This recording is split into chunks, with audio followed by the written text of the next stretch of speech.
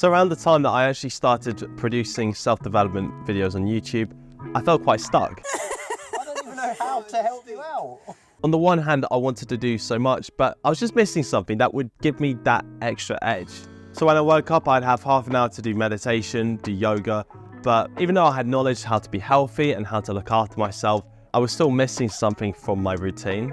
In the book 5 AM Club, my favourite book of 2023, the author Robin Sharma, one of the leading experts on personal optimization for the modern age, he delivers a tale of how an extraordinary life can start with early mornings. The book itself is a fictional story. It starts with a world-class self-development speaker called the Spellbinder who collapses and seemingly dies before an entire audience.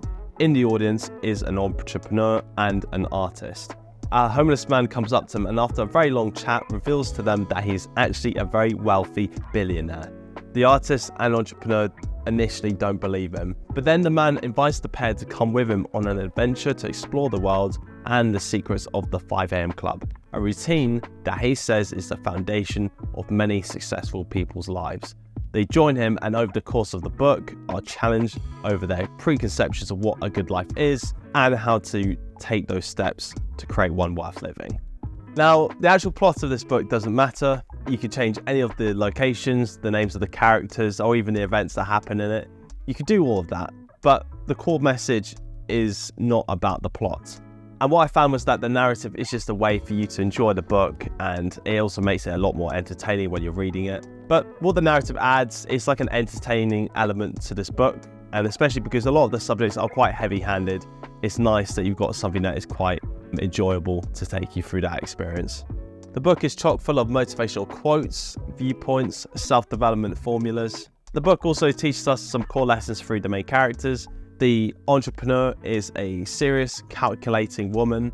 The artist is someone that expresses himself through creativity and is always looking for the meaning in life.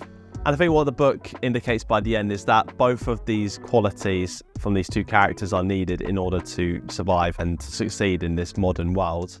Like, we need to know how to work hard, but we also need to know how to express ourselves fully.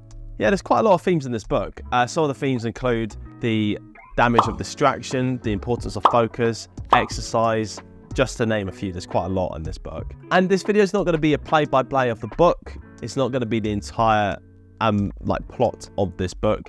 But what it will be is going through the things that I found most influential and important to me and stuff that I wanted to share with you guys regarding that. Okay, let's get cracking. Why should you get up at 5 AM? So why get up at 5 AM? It just gives you more time in your day. And I think everyone knows this. Getting up at 5 AM, it means that you don't have to rush around. You don't have to be in a panic when it gets time to get ready for work. You're giving yourself an extra hour to get stuff done. And in the book, there is something called the 20-20 formula. What the 20-20 formula is what you should do in the first hour of your day when you wake up. Each 20 minutes is a different activity. The first one is related to movement. These are activities that get your heart pumping, release endorphins and reduce stress. Applying this to me, as soon as I wake up, I pretty much get onto the floor, start doing push-ups, and yeah, that wakes me up quite quickly, and then I just do a bit of yoga. And the second 20-minute slot is related to reflection, and this is where you participate in activities that allow you to engage with your thoughts, how you're feeling, all that sort of stuff. So this can be activities related to journaling, and it allows you to develop a greater sense of gratitude and also have a clearer state of mind, because if you're journaling, you're getting the thoughts out of your head and you're putting on a piece of paper. And if you're meditating, you're helping cultivate mindfulness. Now, the third 20-minute slot is related to growth, and this is mainly education-related activities, such as reading books, listening to podcasts, or even watching YouTube videos. Anything that helps you grow or become more knowledgeable in an area is what is the fundamental part of growth. What's good is that starting these days with activities, it allows you to figure out who you are and also who you want to become further down the line. And I think it's good because a lot of us want things for ourselves in private, but if you privately want things without taking the steps to get to that through self-development, you're pretty much handicapping yourself. And as Robin says in the book, it's like dreaming of having a gorgeous garden but not planting any seeds. And if you're doing all of this in the first hour, by the time it gets to brushing your teeth, having a shower, getting yourself dressed, having breakfast, you already set yourself up for a really good day. So definitely start your day with this, guys. And what this is all meant to do is help you find your passionate purpose. And to give you guys another quote, and fully remember that you are most alive when your heart beats quickest, and we are most awake when our fears scream loudest. It takes certain events and times in our life to put things in perspective. Sometimes what that might mean is going into an arena for the very first time, or it might be doing that proposal and hoping you get a yes from it. But when you're scared in certain situations, don't be. Being scared is natural, but usually when you're scared of something, it's because there's a fear of the unknown. It's usually because there's a chance that something might work out or actually succeed. But because the answer isn't immediately clear, that's when you get that initial discomfort inside. But the saying is, it's not the size of the dog in the fight, it's the size of the fight in the dog. In the book, Robin mentions that you can only act in alignment with your own personal story. Your daily behaviour, your habits, the music you consume, the food you eat, these are all a reflection of who you are as a human being.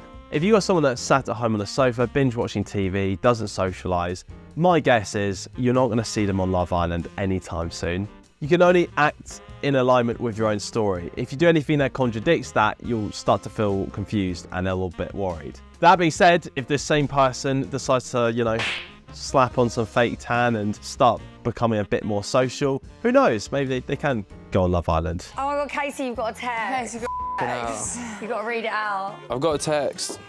Another thing as well is that in this day and age, people seem to fail at unlocking true value and purpose for themselves and the organisations that they work for. And this is down to the constant distractions in the workplace and even in our personal lives with technology and phones. All of these distractions are making people feel even more exhausted than they actually are.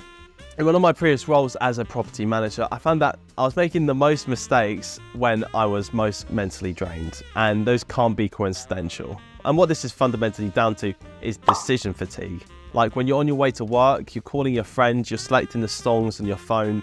It's creating too many micro distractions for yourself that you're becoming even more fatigued and tired as a result.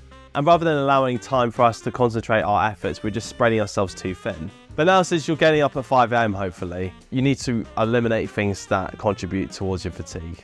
Anyone can be great for a minute. The sport of icons is sustaining genius-grade performance over a lifetime. Most people want the praise of having the fancy car or having the high-profile status, but most people do not want to go through the hellish path it takes to get there.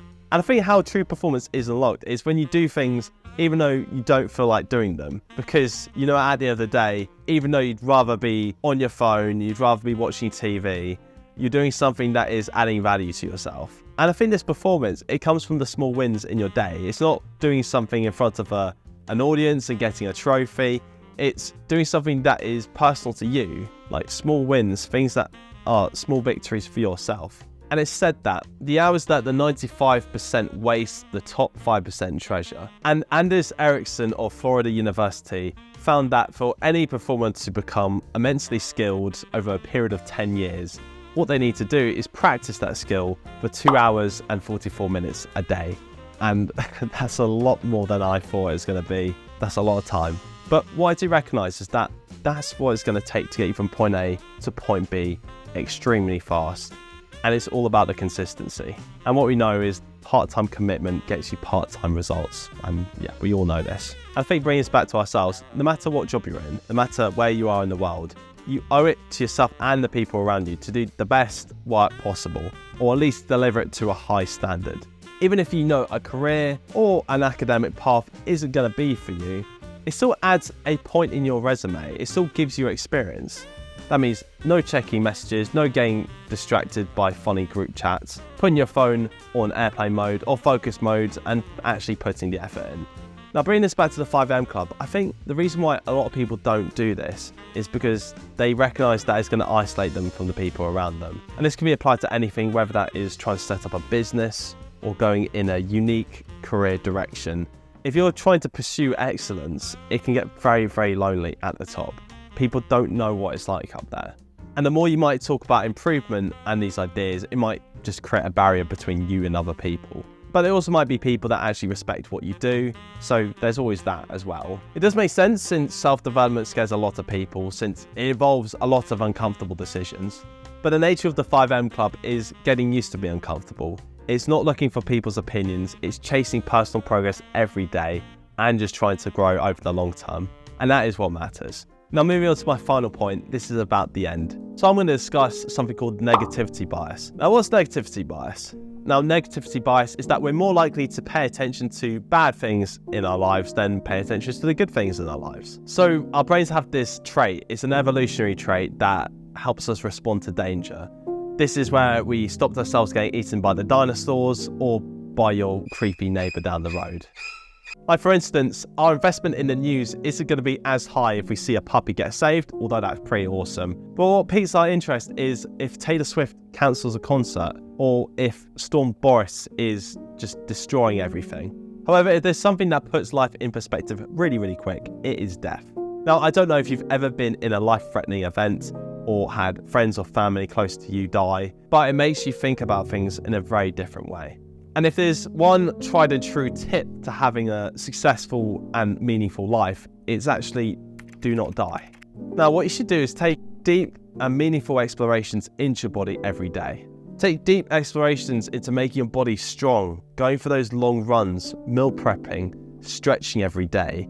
I know these things sound like a to-do list, like really boring, but honestly, look at Arnold Schwarzenegger, look at Sylvester Stallone. They're in their 80s and they're still rocking about healthier than most people in their 40s. They've entered their golden years successfully and they've still got it. And this is the thing, adding a few more extra decades to your life means that you can perfect your craft, you can take those risks, you can develop meaningful and powerful relationships with your family and your friends.